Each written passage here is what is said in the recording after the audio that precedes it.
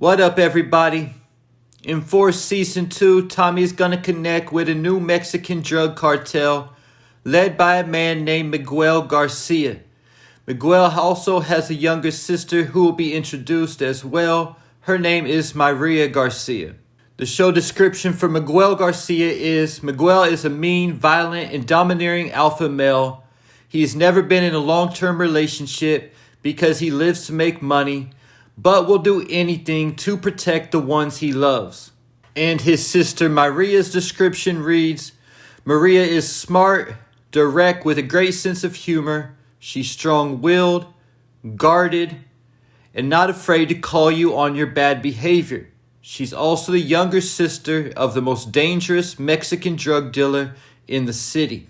But this will not be the first Mexican drug cartel we have seen on the show, not even the second.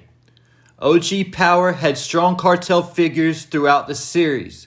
Season 1 through 3, Ghost and Tommy's plug was a cartel boss named Lobos. Then soon after Lobos' death, we were introduced to the Jiménez siblings in Season 4. Though we had heard the name the Jiménez brothers mentioned throughout the seasons prior to that, as they were Lobos' biggest competitors. But Ghost and Tommy were basically single-handedly responsible for eliminating these cartels. Ghost and Tommy killed Lobos when he escaped from prison. Ghost sent Kanan to kill Diego Jiménez. And Tommy kidnapped Alicia Jiménez from the courthouse and took her to Jason Mitchell to kill. Keep in mind, after Ghost killed Lobos, the Jiménez were able to control the whole border, which created more peace than when Lobos was alive. So when Angela arrested the Jiménez the first time, they were immediately released by Special Agent Steve Tampio because the U.S. government was trying to avoid drug war at the border, fighting for control. But once Lobos and the Jiménez were wiped out, this was inevitably what happened. So who would arise out of the cartel wars? The biggest and most violent cartel remaining. Then others left from the dead cartels would have no choice but to join the controlling party. And it seems like one of the cartels that arrived out of the war is Miguel Garcia and what we will call the Garcia cartel for now. So one of the questions that has to be asked is, did Miguel Garcia have connections with Lobos or the Jiménez? This could work out for Tommy two ways, either good or bad.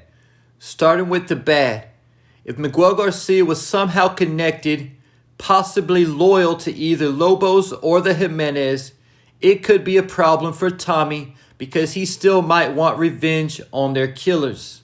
Possibly Miguel could even been a family member or even related to the Jiménez or Lobos. Or most likely what happened is that Miguel was a smaller competitor of Lobos and the Jiménez who benefited greatly from their deaths.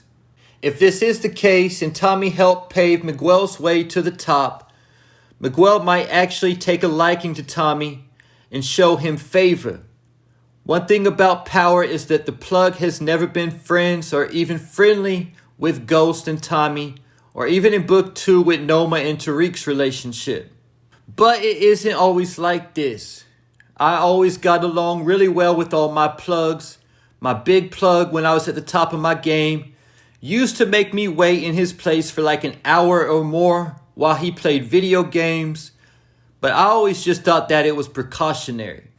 Sometimes I'd finally have to be like, hey bro, I gotta get going. You want me to move this weight or not? I got people waiting on me.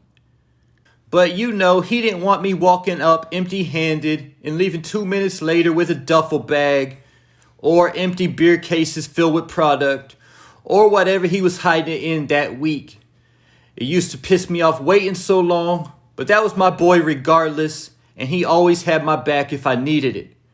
So for that reason, I'm really hoping that Tommy and Diamond have a good relationship with their new plug Miguel, and that he becomes an ally and not an enemy. One thing to keep in mind is that we have seen photos of Miguel with both Gennard and Tommy and Diamond.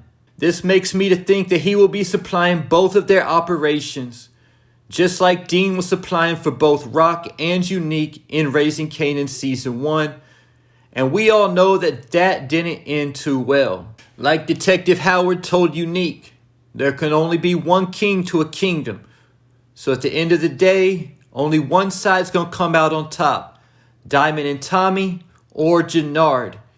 And Gennard already spoke in Season 1. At the end of the day, it's all going to be his. And at the end of Season 1, Tommy told Diamond that he wants the whole map.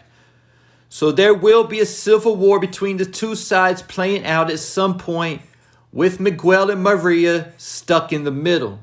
Getting me to Tommy and Maria's relationship. If Tommy is working for Miguel and ends up hooking up with his younger sister Maria, how will Miguel respond to this? Keep in mind that the description says that he will do anything to protect the ones he loves. And one thing before I go, I'm not sure if I caught something or am I actually missing something from Force Season 1. Maybe someone can fill me in the comments.